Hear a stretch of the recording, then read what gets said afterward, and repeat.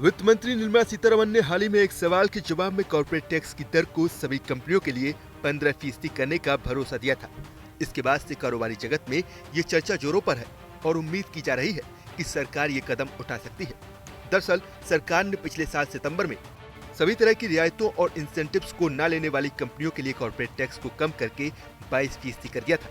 इसी के साथ नई फैक्चरिंग फर्म्स के लिए कॉर्पोरेट टैक्स को घटाकर 15% कर दिया था। लेकिन अब कारोबारी जगत उम्मीद लगा रहा है कि कोरोना काल में सरकार को इस रेट को सबके लिए 15% कर देना चाहिए।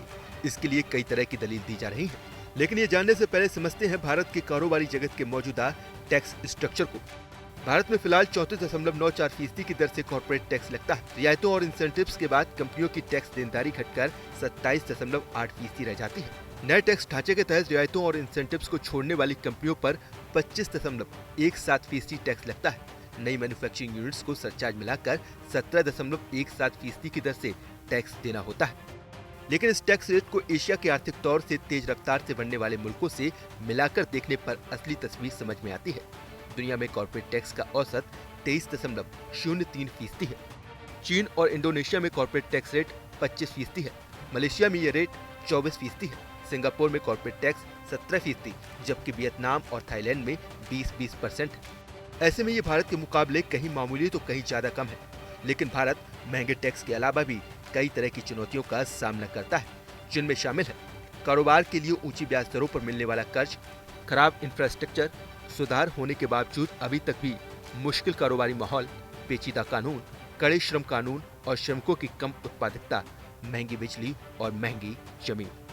साथ ही भारत में टैक्स रेट कारोबार के लिहाज से दूसरे प्रतिद्वंदी देशों के मुकाबले काफी ज्यादा है। ऐसे में सरकार इसे 15% करके कारोबार को कोरोना काल में डूबने से तो बचा सकती है, साथ ही तेज रफ्तार से तरक्की करने का मौका भी दे सकती है। लेकिन इसके फायदों की लंबी फहरिस्त है, जिससे सरकार को रेवेन्यू बढ़ाने में आसानी हो सकती है। 15% कॉर्पोरेट रेट से भारतीय कंपनियां दुनिया भर की कंपनियों से मुकाबला करने लायक बन सकती हैं। ये इस क्षेत्र में सबसे कम कॉर्पोरेट टैक्स रेट होगा। इससे घरेलू बाजार को जबरदस्त बढ़ावा मिलेगा। 2025 तक भारत तीसरा सबसे बड़ा उपभोक्ता बाजार बन जाएगा। इससे युवाओं की भागीदारी बढ़ेगी और डिजिटल इस्तेमाल में इजाफा होगा। कम टैक्स रेट के चलते नए स्टार्टअप्स आएंगे और इनोवेशन में इजाफा होगा। भारत एक क्षेत्रीय मैन्युफैक्चरिंग ताकत बन सकता है। कोविड-19 के बाद विस्तार की योजना बनाने वाली कंपनियों को बड़ा मौका मिल सकता है। अनुमान लगाया जा रहा है कि कोरोना काल में नुकसान के चलते कंपनियों की आमदनी घटकर 2018-19 के स्तर पर लुढ़क जाएगी। अब अगर सरकार कॉर्पोरेट रेट को घटाकर 15% करती है तो सरकार को 2.5 लाख करोड़ का राजस्व घाटा होगा और ये 2018-19 के स्तर पर पहुंच जाएगा। लेकिन इसके इतने फायदे हो सकते हैं कि सरकार के नुकसान की भरपाई मुमकिन है। निवेश पर ज्यादा रिटर्न मिलने से भारत निवेशकों को आकर्षित करेगा। कॉर्पोरेट्स के भारत आने से आमदनी और इनकम टैक्स में इजाफा होगा। एक्सपोर्टर्स को बढ़ावा मिलने से आमदनी और टैक्स में बढ़ोतरी होगी। नौकरियों के ज्यादा मौके मिलने से डायरेक्ट टैक्स और खपत बढ़ने से इनडायरेक्ट टैक्स कलेक्शन बढ़ेगा।